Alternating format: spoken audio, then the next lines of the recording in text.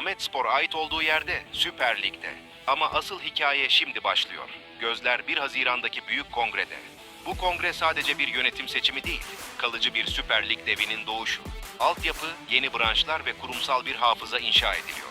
Peki ya transferler? Kadroda büyük bir operasyon kapıda. Kimler kalacak, kimler gidecek? 2 aydır gizlilikle hazırlanan o rapor yönetim masasında. Süper Lig bütçesi devasa. Ancak yönetim adımlarını akıllıca atıyor. İlk hedef, ligden düşen takımların parlayan yıldızlarını bonservissiz kapmak. Hedef sadece ligde kalmak değil, Süper Lig'i sallamak. 1 Haziran'da yeni yönetim seçilecek, düğmeye basılacak. Sen bu kadroda en çok kimi görmek istersin? Yorumlarda buluşalım. Videomuzu beğenmeyi ve takibe almayı unutma.